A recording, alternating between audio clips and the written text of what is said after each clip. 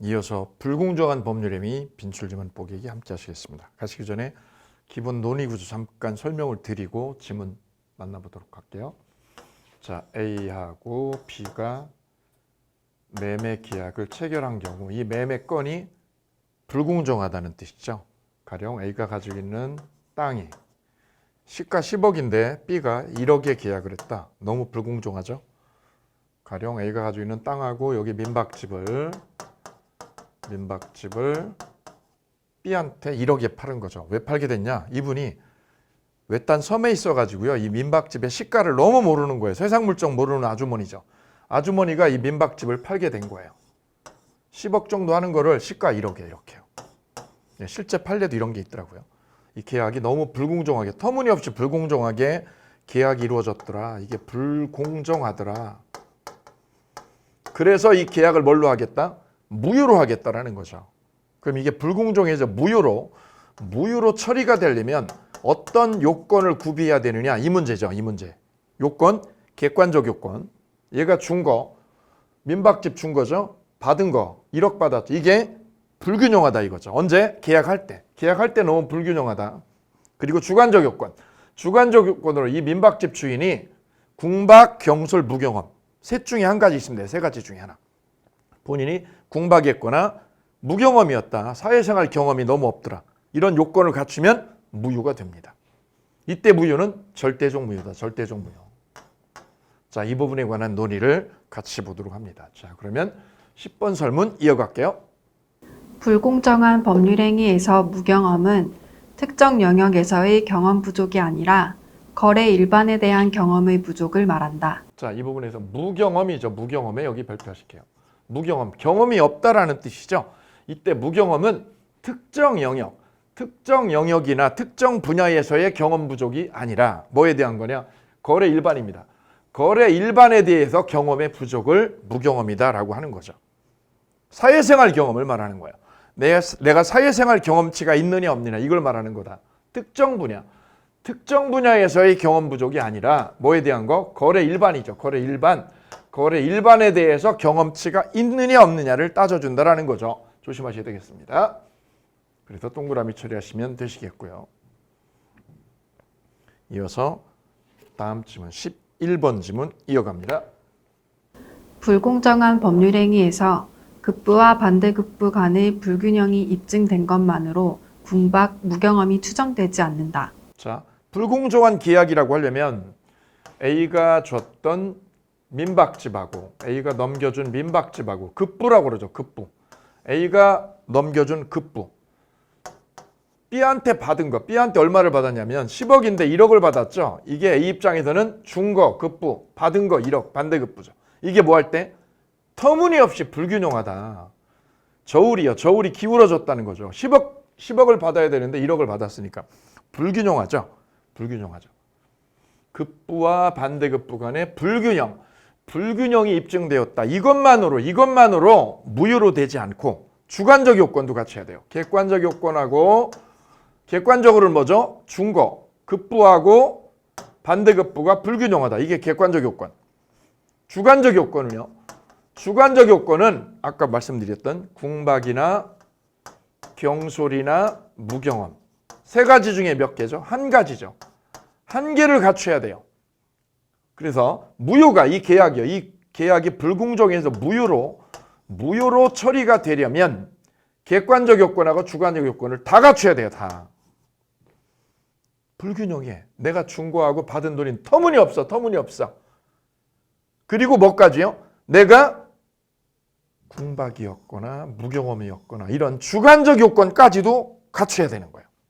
그러니 이런 얘기를 할 수 있는 거예요. 이 계약이 무효로 되려고 그래요. 그럼 어떤 얘기를 해야 되죠? 어떤 얘기를? 객관적 요건과 무슨 요건까지? 주관적 요건까지도 갖춰야 된다 이 얘기죠. 만약에 그러면 뭐만 갖추면 객관적 요건으로 급부하고 반대급부가 뭐하면 불균형하면 급부하고 반대급부가 불균형해. 그 뭐만 갖춘 거예요? 객관적 요건만 갖춘 거죠. 이것만으로는 무효로 처리되지 않아요. 그럼 뭐까지 갖춰야 되는 거예요? 궁박이나 경솔이나 무경험이라는 무슨 요건? 주관적 요건이죠. 주관적 요건. 바로 궁박이나 무경험이죠. 무경험. 이것까지도 충족을 해야 된다는 얘기다. 그러니 이런 얘기를 할 수 있는 거예요. 급부하고 반대급부가 뭐하다? 불균형하다. 터무니없이 불균형하다. 이걸 입증했다. 이것만으로는 무경험이라고, 이 민박집 주인 A가 뭐였다고? 무경험이라고 인정해주냐? 인정해주지 않는다는 거죠. 인정받지 못한다. 그 말은 뭐까지요? 객관적 요건하고 주관적 요건을 둘 다 갖춰라. 둘 다. 이 뜻이다. 그럼 연결하면 급부와 반대급부 간에 뭐가요? 불균형이 입증되었다. 불균형이 입증되었다. 이것만으로 궁박 무경험을 추정해줘요? 인정해줘요? 인정해주지 않아요. 이것만으로는 무경험이 인정되지 않아요. 오케이. 그 말은 객관적 요건하고 뭐까지요? 주관적 요건까지도 입증해라. 네가 이 계약이 무효로 처리하려면 네가 민박집 주인 네가 입증을 하라고. 뭘 입증하라고? 내가 준 거하고 받은 게 불균형하다. 객관적 요건이죠. 이거를 판사한테 입증해야 되고 법원에서 판사한테. 두 번째는 뭐까지요? 내가 이 계약서 쓸 때 궁박이었다, 경솔이었다, 무경험이었다라는 무슨 요건? 주관적 요건까지도 입증을 해야지 이게 무효로 처리가 된다는 뜻이다. 오케이. 그러니 객관적 요건 이 객관적 요건만으로 무효로 되지 않는다는 거죠. 무효로 되지 않는다, 추정되지 않는다. 여기 조심하시기 바랍니다. 수험생들이 많이 어려워하시니까요. 한 번 더 정리해 두실게요. 무효로 하려고 그래요. 그럼 뭘 입증해야 돼요? 다 객관적 요건하고 주관적 요건을 양쪽 다.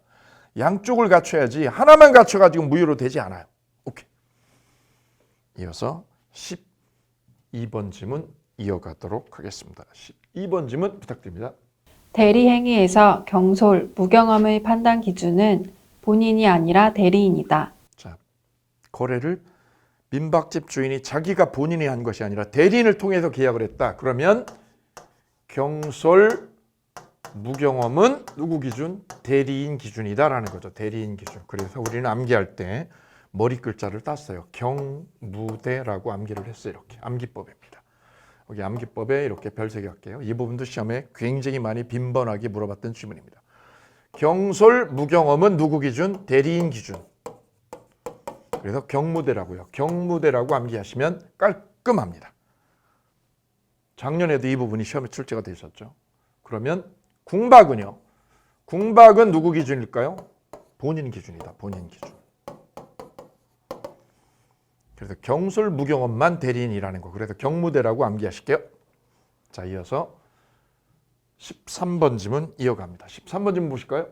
불공정한 법률행위를 추인하여도 효력이 없다. 불공정한 법률행위를 뭐해도 추인했을 때. 추인. 이 불공정한 법률행위는 무슨 무효? 절대적 무효죠.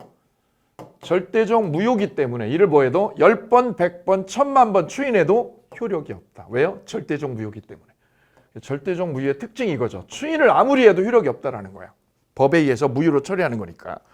그래서 불공정한 법률행위, 그 다음에 반사회적 행위, 즉 103조 위반이나 104조 위반은 둘 다 무슨 무효? 절대적 무효죠. 절대적 무효에 속하기 때문에 뭐해도 추인을 10번, 100만 번 해도 효력이 없다라는 거 꼭 기억하실게요. 이어서 14번 지문 함께 하시겠습니다. 불공정한 법률행위도 무효행위의 전환의 법리가 인정된다. 자, 이게 시험에 많이 나왔던 거죠. 최근에 아주 뜨거운 판례입니다.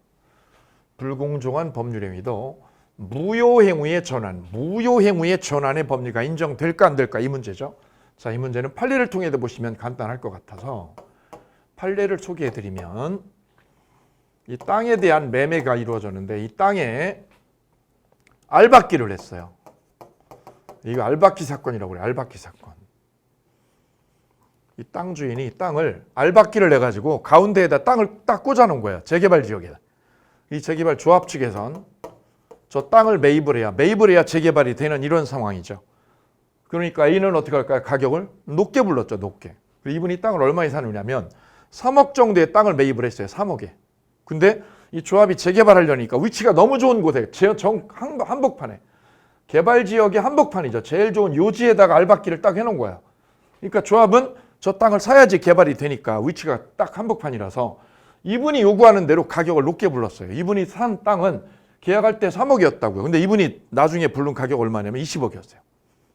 20억에 알박기를 성공한 거죠. 그래서 조합 측에서는 저기를 개발을 하기 위해서 저 땅이 비싼 걸 알면서도 계약을 해버렸어요. 얼마에? 18억에.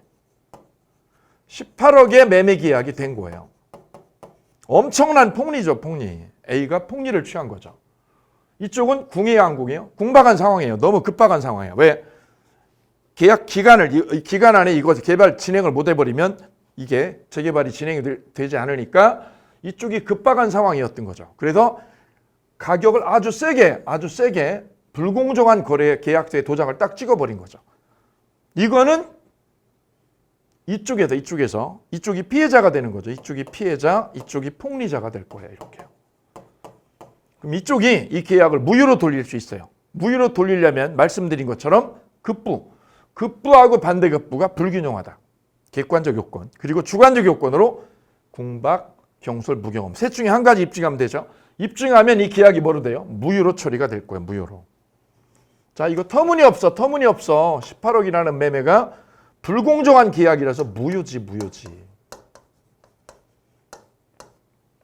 그런데 여기에 쟁점은 뭐냐면 이 계약이 불공정한 법률행위라서 무효로 된 거예요. 그런데 무효 행위에 뭐가요? 전환의 법리가 인정되냐 안 되냐 이 부분입니다.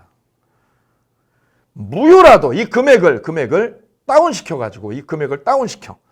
그럼 한 4억이나 시세에 해당되는 4억이나 5억으로 모여가지고 다운시켜서 4억 정도로 금액을 모해서 다운시켜가지고 무효인 이 불공정한 법률행위를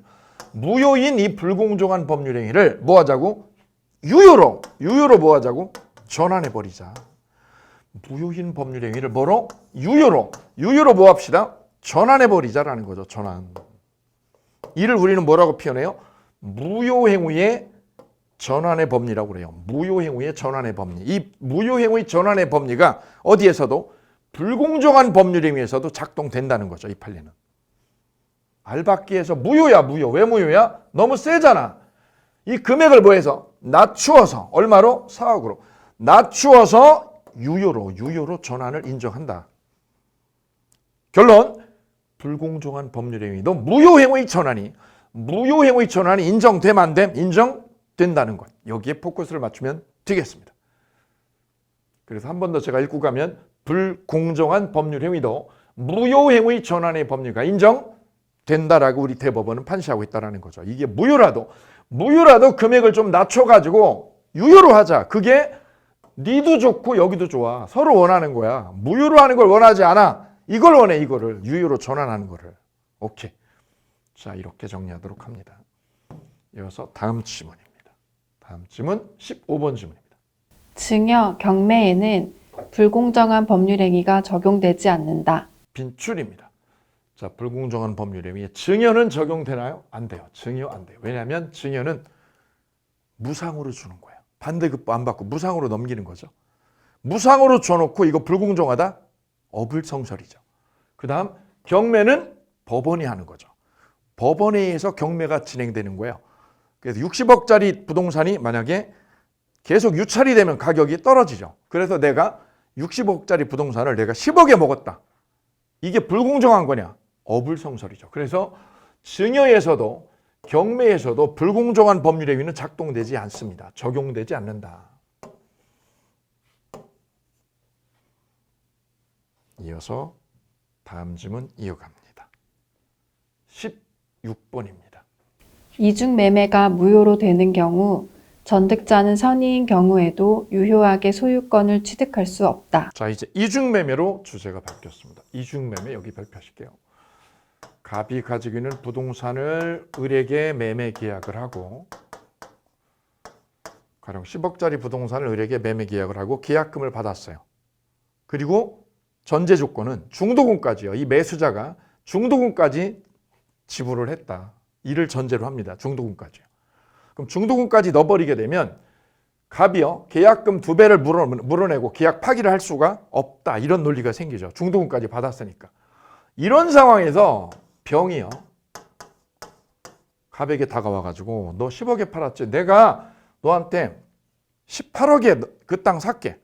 라고 병이 제안한 거죠. 그래서 갑이 이미 계약이 된 이런 상황에서 매매 계약을 을하고 했죠. 해버린 상황에서도 또다시 병에게 또 매매를 하는 거죠. 그래서 이를 이매매라고 그런다. 이매매, 이중매매요. 매매 계약을 또 쓰게 되는 거죠. 병한테. 그럼 저 땅은요. 갑이 가지고 있는 땅은 부동산에 대해서 을은 3월 달에 계약을 했다. 그럼 을을 일매수자, 일매수인이라고 부르면 될 거예요. 왜요? 먼저 계약을 했으니까. 3월 달에. 그리고 병은 5월 달에 갑하고 또 매매를 했으니 병은 이매수인 이렇게 이름을 붙이면 될 거예요. 그래서 매매가 몇 번이요? 이중으로 됐으니까 이매매, 이중매매라고 얘기한다. 이때 이 부동산은 누가 차지하는 거냐? 누가?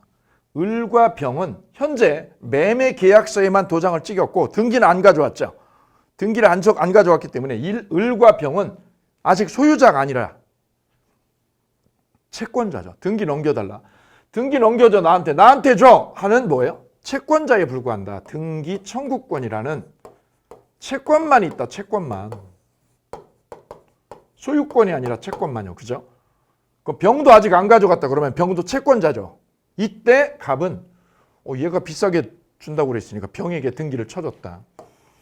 병에게 등기를 쳐버렸다 이거죠. 그러면 이거는 병소유가 됩니다. 병에게 등기 이전을 해버렸으니. 그죠? 이를 이중매매 법리라고 그러죠. 여기서 문제가 되는 거예요.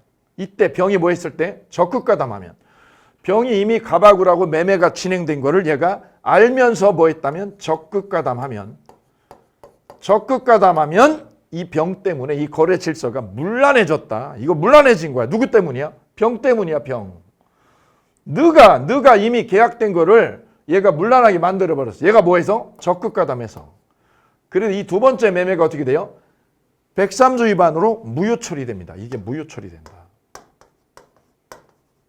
왜 무효? 반사회적 행위로 무효다. 그래서 이중매매가 지금 반사회적 행위하고 연결되는 고리가 바로 여기서 생겼어요. 이 두 번째 매매가 비난을 받는 거예요. 왜 비난을 받는 거예요? 이놈이 이매수인이 뭐해서? 적극가담 해버려서. 그때 을은 이게 무효니까요. 이게 무효라는 거죠. 얘가 등기를 쳤어도 이거는 법의 보호를 못 받는 등기예요. 무효기 때문에. 이 등기는 무효다. 그래서 이 등기는 말소돼야 될 운명이다. 말소 등기야. 말소될 운명이라고 기억하시면 좋아요. 너 등기했지? 했어도 너는 뭐야? 말소될 운명이야. 말소될 운명. 왜? 반사회적이잖아. 이 거래가 반사회적이잖아. 너가 갑을 간의 이 매매를 문란하게 했어. 너가 껴들어가지고. 그래서 너는 네가 등기한 건 이거는 뭐 할 운명? 말소될 운명이야. 누가 말소를 해? 을이요. 일매수인이. 어떻게 말소를 해? 직접이 아니라 얘가 채권자에 불과하기 때문에 을이 직접 말소를 할 수가 없다. 직접 이렇게 말소를 못해요. 직접은 안 되죠. 직접 못하고 어떻게 해요? 갑을 대위에서 이 등기를 말소시킬 수 있다. 그래서 이 부동산은 누가요? 일매수인이요. 일매수인이 뺏어갈 수 있다는 거죠. 이놈이 뭐하면? 적극가담하면. 어떻게? 직접 아니라 대위에서. 오케이. 단 을은 등기는 직접 못 가져가지만 갑을 대위에서 이걸 등기를 찾아갈 수 있어요. 근데 을은 직접 병에게 손해배상은 걸 수 있다. 을이 병에게 직접 뭐 할 수 있다고요? 손배 청구를 할 수 있다. 직접 등기는 말소 못 한다며. 왜 못 한다며? 이게 채권이라서 직접 등기 말소는 못 해요. 등기 달라고. 왜요? 야, 너 계약 누구랑 했어? 나 갑이랑 했지. 그래서 갑에게 등기를 요구해야 되는 거지. 병에게 등기 달라고 하거나 말소해 달라고 할 수 없어요. 그런데 직접 뭐 하는 거? 손배 청구요. 손배 청구는 할 수 있다라는 거죠. 이게 헷갈리면 안 돼요, 이거. 여기서 직접 할 수 없다는 뭐를 할 수 없다? 등기죠, 등기. 등기 말소를 할 수 없어요, 직접은. 그런데 직접 뭐 하는 거? 손배 청구죠. 손배 청구를 할 수 있다라는 거죠. 왜냐? 을의 채권을 누가 침범을 한 거죠, 누가? 바로 병, 이놈이죠. 이매수인이 을의 채권을 침범했다. 이를 제3자의 채권 침해라고 그래요. 을의 채권을 누가? 네가 짓밟았잖아. 그래서 손배 청구를 직접 할 수 있어요. 여기 헷갈리죠. 딱 헷갈리는 지점이에요. 직접 등기 말소는 못해요. 등기 말소는. 근데 직접 뭐는 할 수 있어요? 손배 청구는 을이 치고 들어갈 수 있어. 여기 타켓. 이때 병에 등기는 뭐 할 운명? 말소될 운명이라고 했다. 말소될 운명. 왜요? 무효니까. 누구에 의해서? 일매수인에 의해서. 이거 너 말소될 거야. 그래. 짝대기 2개. 여기다 짝대기 2개 거버리면 답이 딱 쉽게 떨어져요. 너 말소돼. 을에 의해서, 대위에서. 이때 병으로부터 땅을 다시 매수한 사람. 얘를 누구라고 그래요? 전득자. 전득자는 그럼 어떻게 될까요? 전득자는. 전득자의 등기는 말소될 운명의 병의 등기를 해요. 병의 등기를 매매로 가져갔으니까 정의 등기도 똑같이 어떻게 돼요? 너도 말소돼야 될 운명이야. 오케이. 이게 결론이다. 병, 이거 뭐 할 운명? 말소될 운명이죠. 그럼 병 거를 매매로 가져간 너도 뭐가 돼? 말소될 운명이지. 얘가 뭐여도? 선이여도. 전득자가 뭐여도? 선이여도. 이게 무효라는 걸 몰라서 뭐여도? 선이여도. 얘가 선이여도 너도 말소되고 너도 말소되는 거야. 그래 결론? 짝대기 2개고 짝대기 2개. 그러면 간단하게 마무리돼요. 연결하면 이중매매가 무효로 되는 경우, 여기서 무효로 되는 경우에 별표하시면 이 무효로 되는 경우는 뭐를 뜻할까요? 적극가담했을 때. 병이 뭐 했을 때요? 적극가담했다라는 거를 다르게 표현하는 문맥이죠. 병이 적극가담한 경우. 그러면 무효로 됐죠? 그럼 이등기도 말소, 정의 등기도 말소. 전득자는 정을 말하죠. 전득자는 선의인 경우 유효하게 소유권을 차지할 수 있다 없다? 차지할 수 없다. 왜요? 이것도 말소될 운명이니까. 오케이, 동그라미. 결론입니다. 병이 적극가담하면 말소, 전득자도 말소, 끝. 이렇게 기억하시면 간단하죠. 결국 누가 이기는 거예요? 일매수인이 이기는 거예요. 일매수인이. 다만 찾아올 때 직접 못 찾아오고 어떻게 찾아와요? 대위에서 찾아와요. 오케이. 이렇게 해서 이중매매의 논의의 구조를 자리를 새겨놓고 갑니다. 다음 질문 연결하겠습니다. 17번입니다.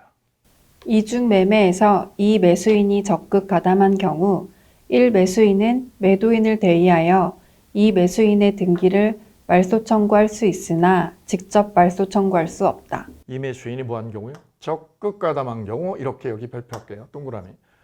그러면 1매수인은 여기 동그라미 1매수인은 매도인을 어떻게 해서 대위에서 맞죠. 대위에서 이 매수인의 등기를 말소하는 거 가능하죠. 근데 뭐 할 수 없어요? 직접이죠. 여기 직접. 직접 말소 청구는 할 수 있다 없다? 없다라는 거. 여기 방점을 찍으셔야죠. 직접 말소는 못해요. 왜요? 일매수인의 권리가 채권자니까. 채권자에 불과하기 때문이다. 근데 직접 뭐 하는 건 가능하더라? 직접 손배 청구요. 손배 청구는 할 수 있다라는 거하고 대비하실 것. 대비. 비교해서 끝내게 하실 것. 이어서 18번 질문 이어갑니다. 이중매매에서 이 매수인은 원칙적으로 선의, 악이 불문하고 소유권을 취득한다. A가 부동산을 B에게 매매하고 매매 계약을 하고 중도금을 받고 잔금 안 넘겼다 이거죠. 잔금 안 받았어요. 그리고 또 누구한테요? C에게 매매를 또 했어요. 이중매매가 됐죠. 이때 이 매수인은 이미 매매 계약이 된 거를 알았어요, 몰랐어요? 알았어도 선이든 악이든 불문하고 선악 불문하고 유효가 됩니다. 유효. 선이여도 유효, 악이여도 유효라는 점입니다. 언제만 무효? 적극 가담할 때만. 이 매수인이 뭐 할 때요? 적극 가담. 이때만 뭐로 돼요? 무효로 됩니다. 따라서요. 원칙적으로 선의, 악이 뭐하고? 불문하고. 선의, 악이 불문하고 소유권을 차지하더라. 오케이, 동그라미. 언제만 무효? 적극 가담할 때만 무효. 그럼 이 두 개를 하나로 엮으면 우리 출제위원은 이렇게도 물어볼 수 있어요. 이중매매는 특별한 사정이 없는 한 유효 무효? 특별한 사정이 없는 한. 그 특별한 사정은 뭐를 말할까요? 적극 가담이죠. 적극 가담이 없는 한. 다른 말로 특별한 사정이 없는 한 뭐라고요? 유효. 이렇게도 표현하는 거예요.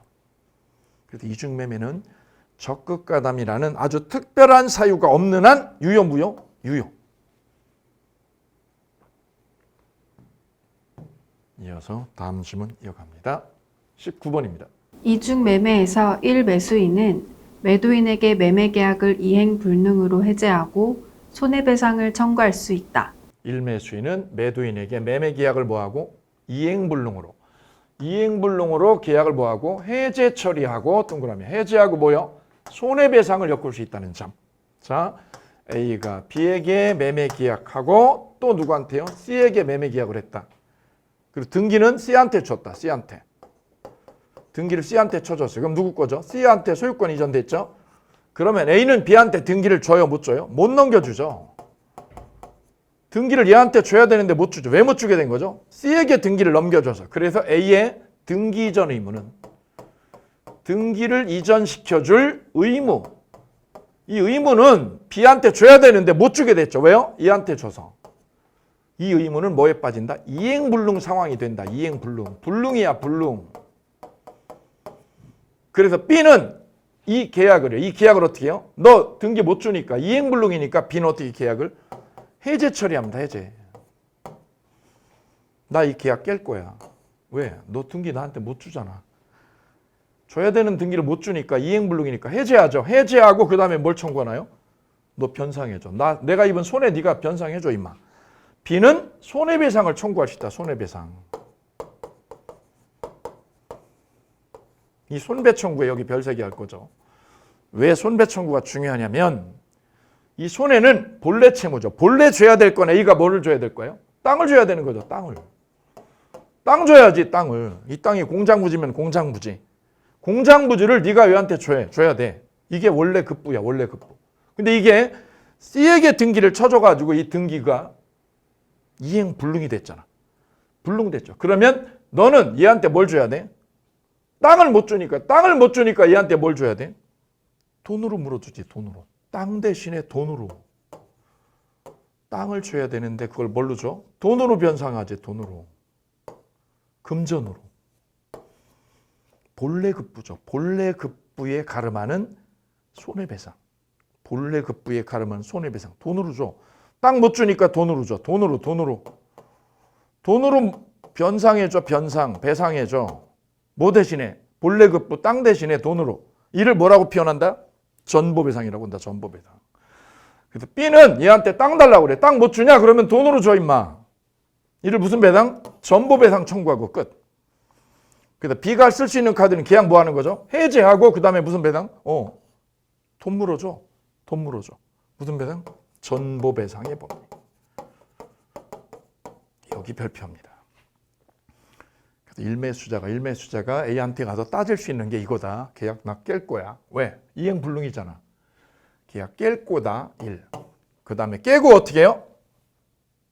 네가 나한테 등기 못 주니까 돈으로 물어줘. 전보배상. 두 가지로 구제를 받게 됩니다. 오케이. 그래서 동그라미 처리하면 되겠습니다. 이 부분 전보배상 여기에 방점을 찍습니다.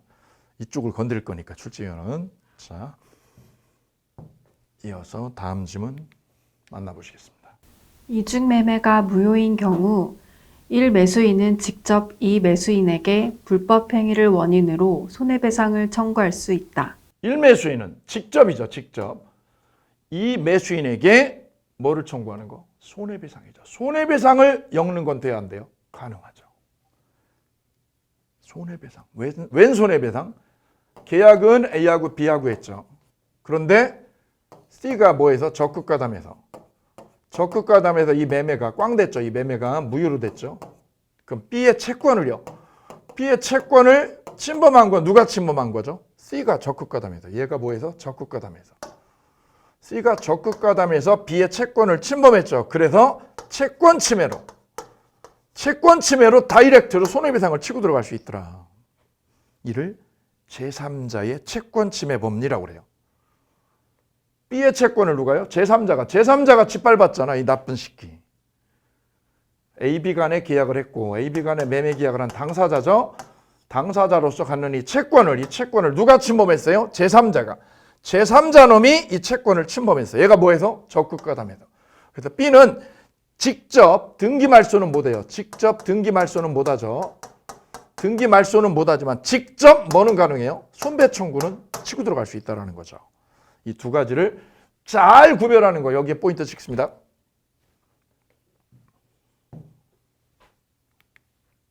자, 이렇게 해서 법률행위 목적에 관한 빈출지문 뽀개기를 함께 하셨습니다. 자, 이어서 법률행위의 마지막 주제인 법률행위 해석에 관한 빈출지문 뽀개기 함께 하시겠습니다. 자, 지금까지 보신 목차를 먼저 잠깐 자리를 세우고 가보도록 할게요. 법률행위는 5덩어리죠. 첫째, 개념. 법률행위라고 쓰고 계약이라고 읽어주면 끝이에요. 두 번째, 법률행위 요건이죠. 요건의 특별 효력 요건의 암기법으로 그냥 단순하게 끝내시면 돼요. 조기 허가 대리. 조건의 성취, 기한의 도래, 토지거래 허가, 그 다음에 대리권의 존재, 대리. 특별 효력 요건이죠. 그 다음 법률행위 종류, 그 다음에 법률행위 목적에서 중요한 거, 반사회적 행위, 그 다음에 불공정한 법률행위, 그 다음에 이중매매. 3가지의 방점을 찍으셔서 집중적으로 공략하시고요. 마지막 법률행위 해석입니다. 법률행위를 해석을 할 땐 보통 의사표시가 분명하면 해석할 여지가 없어요. 그대로 계약서 해석하면 돼요. 근데 계약서가 애매하거나 불분명해요. 그럴 때 해석 문제가 생기게 되는 거죠. 계약서의 문구가 뭐할 때 불분명하고 애매할 때. 그래서 불분명한 거를 명확하게 그 뜻을 밝혀내는 이를 법률행위 해석이라고 한다. 예를 들면 제가 장모님한테요. 결혼 초에 장모님 주말이 돼가지고 맛있는 거 사드리겠다고 장모님 뭐 드실까요? 그랬더니 장모님이 저한테 한 답이요. 지금도 똑같아요. 아무거나를 먹겠다는 거야. 아무거나. 정말 힘들죠. 아무거나가 여기다 뜻하는 거는 장모님만 알아요. 그죠? 해석의 기준도 없어요. 이게 뭐야? 아무거나 먹겠다는 거죠. 그 정말 힘들었거든요. 아무데나 막 모시고 갈 수도 없고. 그 아무거나가 한참 뒤에 알려졌어요. 처음에는 2번, 3번 계속 물어봤어요. 그랬더니 장모님이 좋아하시는 거 뭐예요? 그랬더니 장모님이 처음에 맨 제일 좋아하는 게 짜장면이잖아요. 짜장면이라고 그러더라고요. 그래서 제가 짜장면 집에 모시고 갔다 왔죠. 첫 번째 달에. 그래서 두 번째 달에 주말에 또 여쭤봤어요. 장모님 주말인데 뭐 좀 먹으러 갈까요? 그리고 제가 뭐 좋아하시나 그랬더니 또 짜장면이에요. 또 짜장면 집에 또 갔죠. 왜냐면 장모님이 자기가 좋아한다는 표시를 뭘로 했냐면 짜장면이라고 이렇게 문구를 표시해줬기 때문에. 그리고 집에 왔더니 처제가 저한테 왔어요. 형부, 어머님 좋아하는 게 짜장면이 아니라 꽃등심이지. 그때 저는 알았어요. 장모님의 진의하고 밖으로 드러낸 표시가 뭐하다는 거? 다르다는 거. 바로 법률행위 해석은 여기에 위치를 해요. 표의자가 가지고 있는 진짜 생각을 뭐라고 그래요? 진의. 장모님이죠. 저희 장모님의 진의는 꽃등심이었어요. 꽃등심. 근데 밖으로 뭐 한 거? 상대방인 저한테 뭐 한 거? 표시한 거. 표시는 뭐라고요? 짜장면이라고 했다는 거죠. 짜장면이라고. 그럼 뭐하고 뭐가요? 진의와 표시가 어긋나 있죠. 이럴 때 누가요? 상대방의 관점에서는 이쪽에 서볼까요? 이쪽에 상대방. 제 입장에 서볼까요? 우리 장모님이 좋아하는 건 뭐라고 해석을 할까? 해석을? 짜장면이죠. 표시했잖아요. 표시한 거죠. 표시한 그대로 상대방 관점에서는 수용을 하는 거죠. 이를 우리는 규범적 해석이라고 그래요. 뭐한 대로? 표시한 대로 해석을 해. 받아들여. 수용해. 이를 무슨 해석? 규범적 해석이라고 해요. 저는 규범적 해석을 한 거예요. 왜요? 장모님이 뭘 좋아한다고? 짜장면을 좋아한다고 그러니 저는 짜장면을 계속 사드리는 거죠. 이게 무슨 해석이다? 규범적 해석의 결과예요. 근데 2달 지나서 처제한테 연락을 받았다니까. 형부, 이거 말고 꽃등심. 어머님 좋아하는 거는 꽃등심이지. 그거는 뭐죠? 진의죠, 진의. 표의자가 마음속에 정말 담고 있는 내용, 이를 진의. 그러면 상대방은 어떻게 흘러가느냐 볼까요? 이 상대방이 장모님의 진의를 뭐 할 때요? 알았느냐 몰랐느냐로 달라지는 거죠. 상대방이 진의를 뭐 하면? 진의를 모르고 있어요. 모르고 있는 때 장모님의 진의를 모르면 뭐로 해석을 할까? 해석을? 짜장면. 표시한 짜장면으로 수용을 하면 되는 거예요. 반대로 진의를 뭐 한 때? 안 때. 진위를 알았어. 알면 뭐대로? 진위대로 꽃등심을 사드리면 되는 거죠. 그래서 법률의 해석에는 이렇게 두 가지 관점이 탄생하게 되는 거죠. 누구 관점하고? 상대방 관점에서 해석하는 거, 규범적 해석. 표의자의 무슨 관점? 진위죠. 진위 관점에서 해석하는 자연적 해석. 두 가지 방법론이 여기서 나오게 된 거죠. 자, 이 부분 해석 부분에 대해서 바로 빈출 지문 하나씩 만나보도록 하겠습니다. 첫 번째 지문입니다. 자연적 해석이란 표의자의 진위, 실제의 의사를 밝히는 것을 말한다. 표의자의 뭐를요? 진위죠. 진위의 별표. 진위가 뭐? 실제 의사. 장모님의 실제 의사를 밝혀내는 이를 무슨 해석? 자연적 해석이라고 합니다. 그럼 규범적 해석은 그럼 뭐를 밝히는 거죠? 표시된 거. 표시된 문구 그대로 해석하는 거. 이를 무슨 해석? 규범적 해석. 그래서 두 가지 해석 방법론이 있다는 거 기억하실게요. 두 번째 지문입니다. 규범적 해석이란 표의자의 진위가 아니라 표시 행위의 객관적 의미를 탐구하는 것을 말한다. 진위를 탐구하면 무슨 해석? 자연적 해석. 표시행위죠. 표시행위의 의미를 탐구하면 무슨 해석? 규범적 해석. 동그라미. 세 번째 지문입니다. 임의 법규와 다른 관습이 있는 경우 당사자 의사가 불분명할 때에는 관습에 의한다. 법규하고 다른 뭐가요? 다른 관습이 있을 때. 법규와 다른 관습, 관행이죠. 관행이 있을 때 당사자 의사가 뭐하면 불분명해요. 불분명해 여기 동그라미 하시면 돼요. 불분명해. 그때는 뭐에 의한다? 관습에 의한다. 여기 발표. 제가 장모님한테 장모님 뭘 드실까요? 라고 여쭤봤을 때 장모님이 아무거나 라고 그랬어요. 아무거나. 그럼 장모님의 의사가요. 장모님의 의사가 뭐하다 지금? 불분명하군. 분명해 불분명하군. 그럴 때는 관습대로 가는 거죠. 관습에 따라 저는 짜장면집에 모시고 갑니다. 짜장면 드세요, 장모님. 아무거나의 뜻이 관습이니까. 그때는 언제죠? 불분명할 때. 당사자의 의사가 뭐하면 불분명해, 명료하지 않아. 그러면 관행대로 가는 거예요. 관행대로. 제가 퇴근하는데 집사람한테 전화가 왔어요. 문자가 왔어요. 뭐라고요? 여보, 오늘 퇴근할 때 그거 알지? 그거가 뭐예요? 그거 알잖아. 그거 사가지고 와. 그게 뭐죠? 관습대로죠. 그거가 불분명하면 그거가 뭐하면 불분명하잖아. 그럼 뭐대로? 관습대로 사가지고 들어가. 관습대로. 그거의 여기서 뜻은 족발이지. 족발. 그러면 당사자 의사가 뭐하면? 분명하면 뭐대로? 의사대로 간다. 의사대로. 불분명하면 관습대로. 당사자 의사가 뭐하면? 분명하면 의사가 분명해. 그때는 뭐대로? 그 의사대로. 그 의사대로 흘러갑니다. 그럼 우리 생활 속으로 와볼까요? 예, 톡에 왔잖아. 톡에. 여보 들어올 때 그거 알지? 해서 그거가 뭐야? 제가 그랬더니요. 그거가 우리는 늘 족발이었죠. 그 족발. 족발이야 그랬더니 집사람이 다시 와서 밑에 카톡에 뭐라고요? 오늘은 광어지, 광어.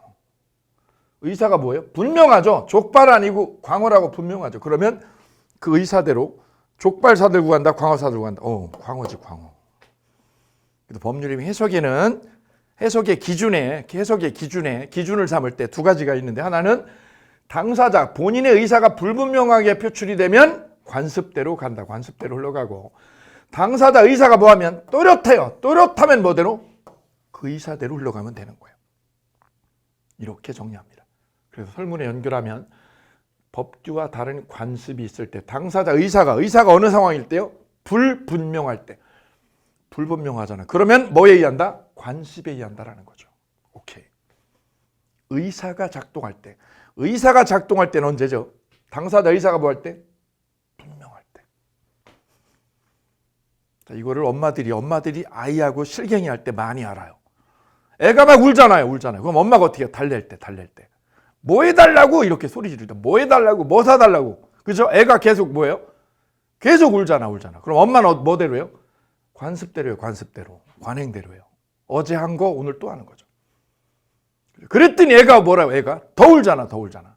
그죠? 그래서 어제 한 거 해줄까 그랬더니 애가 뭐라고요? 고개 흔들면서 아니 엄마, 의사죠. 걔 의사대로 흘러가 주면 되는 거예요. 자, 해석 기준에 관한 3번 지문 보셨고 이어서 4번 지문입니다. 좀 길죠? 근데 시험에는 이게 한 15번 출제됐던 거예요. 그래서 이 판례는 꼭 기억하셔야 돼요. 가보실까요? 행위자가 타인의 이름으로 계약을 체결한 경우 행위자 또는 명의인 중 누구를 계약 당사자로 볼 것인가에 관하여 행위자와 상대방의 의사가 일치한 경우에는 그 일치한 의사에 따라 계약의 당사자를 확정하여야 한다. 자, 길은데요. 이를 당사자 결정 판례라고 그래요. 당사자 결정 판례. 제목으로 한번 적어볼까요? 뭐라고요? 당사자 결정 판례. 자, 읽어볼까요? 행위자가 누구 이름으로? 타인의 이름으로 계약을 하는 상황입니다. 행위자는 A여, 타인은 B예요. 그죠? 그러면 B 있고 여기 A가 있고, 그죠? B가 누구 이름으로? A의 이름으로. B가 A의 이름으로 계약서에 도장을 찍고 있다. 이런 상황이다. 여기 상대방이 있고 여기 상대방. 우리 가끔 보거든요, 이게. 이분이 피치 모잘 사정에 의해서 자기 명의로 계약을 해야 되는데 지 이름으로 안 써. 누구 이름으로 써? 여기 있는 사람. 이 사람 이름을 갖다 이 계약서에 찍는 거죠. 이런 상황에 직면했을 때 어떻게 계약을 당사자가 어떻게 정리가 되느냐. 매매 계약을 하는데 A가 매매 계약을 하러 온 거죠. 이분이 행위자죠, 행위자. 매매를 하러 오신 행위자는 이 사람이야. 근데 계약서에는 누구 이름을 써? B의 이름을 쓰는 거지. 얘를 명의자로 해서 집어넣는 거다. 명의자는 얘로. 그럼 뭐하고 뭐가 달라져요? 명의자하고 행위자, 계약하는 사람이 다르잖아. 그죠? 전세 계약을 이렇게 하는 거죠. 이 사람이 전세 계약을, 전세금을 늘어온 거죠. 이분은 만나가지고, 집주인 만나서, 이분 집주인. 누가 와가지고요? A가 와가지고 이분하고 지금 계약을 하는 거죠. 이분하고 둘이 부동산에 와서. 근데 계약서에는 전세 명의자를 누구로? 이분으로. 누구예요? 라고 물어봐죠, 이분이. 아, 이분이 저 A, B가 누구예요? 그랬더니 이분이 뭐라는 거죠? 이분이 여자분인데. 우리 오빠예요, 오빠. 아니, 왜 오빠예요? 왜 오빠 앞으로 계약을 해요? 그랬더니 아, 피치 못할 사정이 있어서 그러는 거예요. 그러는 거죠. 피치 못할 사정, 그게 뭐예요? 아, 그거는 얘기 못 하고요. 돈은 내가 낼게요. 돈은 내가 내는데 전세금 2억은 내가 내는데 명의는 누구 앞으로 합시다? 우리 오빠 앞으로 합시다. 그럼 명의자는 누가 되고요? 오빠. 돈은 누가 내고? A가 내고. 이렇게 할 수 있죠. 이런 상황은 언제 생겨요? A가 가령 부도 맞아가지고 쫓길 때. 그럼 이분 명의로 계약을 하면 채권자들이 이걸 압류할 거 아니야. 그럴 때는 누구 앞으로? 이렇게 오빠 명의로 여기다 전세를 이렇게 얻어 놓는 거죠. 이렇게 해서 이런 일이 가끔 생기게 되죠. 이때 그럼 이 계약은요. 2억짜리 전세 계약은 누구랑 한 걸까요? 이 문제죠. 이게 당사자 결정이에요. 집주인은 누구랑 계약을 한 걸까? 이에 대해서 우리 대법원의 기준은 두 가지다. 행위자하고 상대방의 의사가, 여기 보시죠. 행위자와 누구? 상대방의 의사가 뭐하면? 일치하면. 상대방하고 행위자하고 일치했어요. 누구를 당사자로 하자고? 저 오빠를 당사자로 하자라고 일치가 됐어. 일치했죠? 누구로 합시다? B로 합시다. B를 전세 계약자로 하자. 그러면 B가 되는 거예요. B가. 그 일치한 의사에 따라 계약의 당사자가 정해집니다. 전세 계약의 당사자는 오빠가 되는 겁니다. 왜요? 일치해서 B를 당사자로 합의를 했으니까. 그런데요. 그럼 불일치하면 어떻게 될까요? 상대방 집주인의 의사, 행위자의 의사가 뭐하면 어긋나면 어떻게 될까요? 이게 어긋나 버리면 어떻게 할까요? 불일치죠. 불일치하면 어떻게 결정하느냐? 상대방이요. 집주인 상대방의 의사에 의해서 A나 B로 결정이 됩니다. 누구 의사? 상대방의 의사. 상대방의 의사대로 이 당사자가 A가 되기도 하고 B가 되기도 합니다. 집주인이 뭐라고요? 나는 이 사람을 전세 계약자로 알았어요. 그러면 A가 되는 거고 거꾸로 B, C가 누구로요? 나는 오빠를 계약자로 알았어요. 그러면 오빠가 되는 거죠. 그래서 누구 의사대로? 상대방의 의사대로. 상대방의 의사대로 계약자가 정해집니다. 두 가지 방법론이 생기는 거죠. 행위자와 상대방의 의사가 뭐하면? 일치하면 뭐대로? 일치하는 바에 의해서. 불일치하면 누구 시각? 상대방의 의사대로 정해지고 끝. 이를 당사자 결정 판례라고 한다. 이 부분 방점 찍습니다. 별표. 이어서 다음 지문 만나보시겠습니다. 다음 지문 5번 지문입니다. 같이 가실게요. 의사표시 해석에 있어서 당사자의 진정한 의사를 상대방이 안 경우 의사표시는 내심적 효과의사가 아니라 표시행위로부터 추단되는 효과의사를 기준으로 해석하여야 한다. 17의 기출문제 조금 어려우실 텐데 따라가 보실게요. A하고 B하고 만나서 계약을 할 때 아니면 의사결정을 할 때 저희 장모님을 한 번 더 모셔볼게요. 장모님 여기 사위 양미. 제가 주말에 또 물어봤어요. 장모님 뭐 드실까 이번 주말에? 그랬더니 장모님이 뭐라고요? 나는 아무거나 먹으러 갈 거야. 아무거나. 이렇게 표시를 했어요. 표시를. 짜장면을 해볼까요?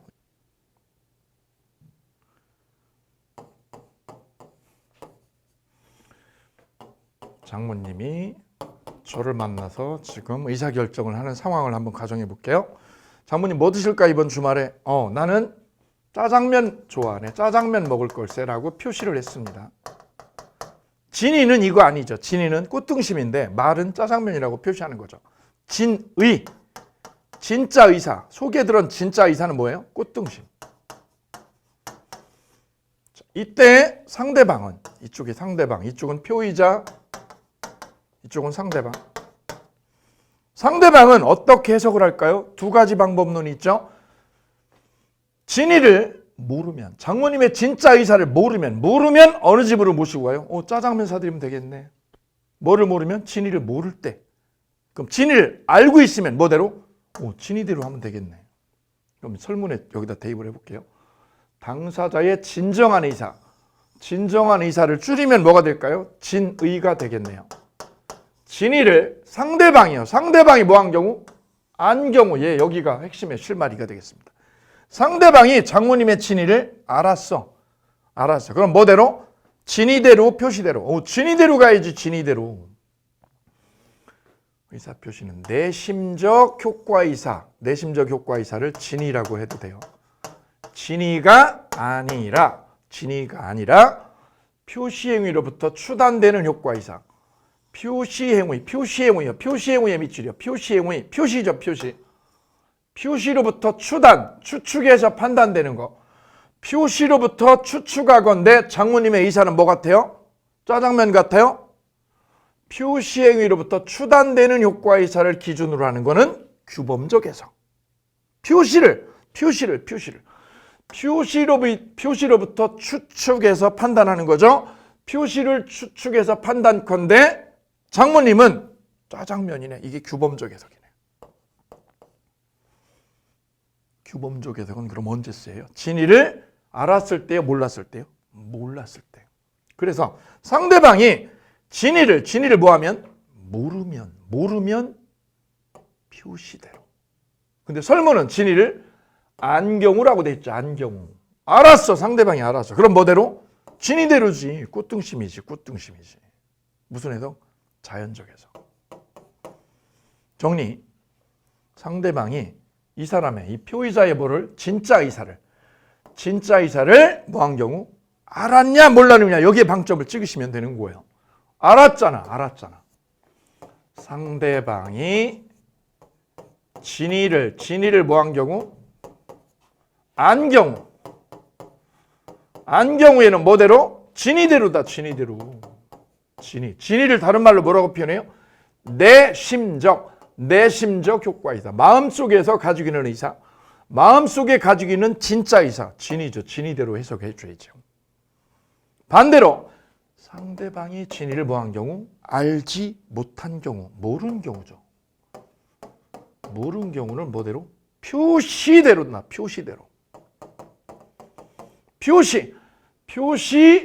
표시로부터 추측해서 판단되는 거. 표시로부터 추측해서 판단되는 거. 상대방이 볼까요? 상대방이 장모님이 뭐라고 표시를 했어요? 짜장면이라고 표시했죠. 표시로부터 추정하건대 우리 장모님이 제일 넘버원으로 좋아하는 건 뭐라고? 짜장면이라고. 그게 규범적 해석이죠. 이 규범적 해석은 언제 써요? 진위를 모를 때는 표시로 추정을 해. 표시한 거에서 추단해서 판단을 해. 진위를 뭐 할 때? 모를 때는 뭘로 추정을 해? 표시 행위로부터 추측해서 판단하는 거죠. 추측해서 판단컨대 그게 무슨 해석? 규범적 해석이죠. 근데 설문은 지금 뭐라고 돼 있어요? 상대방이 안경우라고 그랬죠. 안경우면 무슨 해석? 자연적 해석. 진위대로 가야죠. 진위대로. 상대방이 안경우. 그런데 의사표시는 내심적 효과의사가 아니라 표시행위로부터 추단되는 효과의사를 기준으로 해석한다. 바뀌었죠. 완전히 바뀌었죠. 알고 있으면 상대방의 진위를 알면 뭐대로? 진위죠. 진위대로 가야지. 그래서 바뀌어져 있는 지문입니다. 이 부분은. 이 부분에 방점을 찍으시고 정리하시면 끝. 알았느냐? 몰랐느냐? 그렇죠? 예.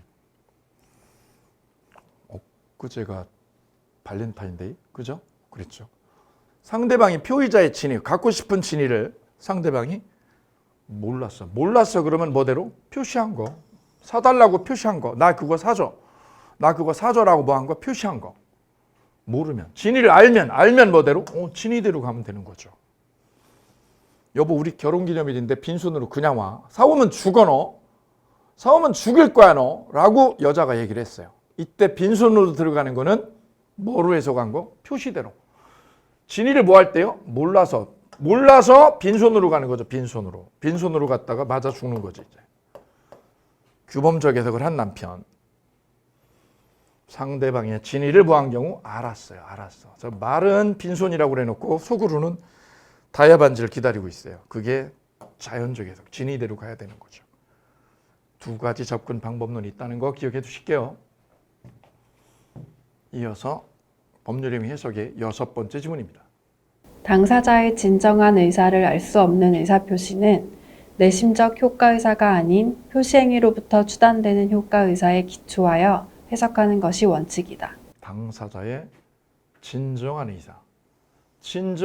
다른 말로 진위를 뭐 할 때요? 알 수 없어요. 알 수 없죠. 그때는 뭐로 해석한다? 표시죠. 표시로 추단하는 거죠. 표시로 추단하는 거. 무슨 해석? 규범적 해석을 해버려. 뭐를 알 수 없을 때? 진위를 알 수 없잖아. 그래서 우리 여보야가 여보 결혼기념일인데 그래도 그냥 와. 사가지고 오면 죽일 거야. 그냥 와. 이게 무슨 뜻? 진위를 뭐 할 때요? 알 수 없잖아. 알 수 없으면 표시한 거. 표시 행위로부터 추단되는 거. 그대로 해석하는 거죠? 표시대로.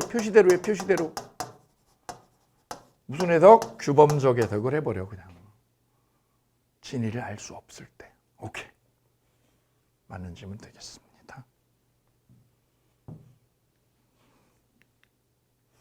자, 여기까지 해서 법률행위 해석에 관한 빈출지문 뽀개기 함께 하셨습니다.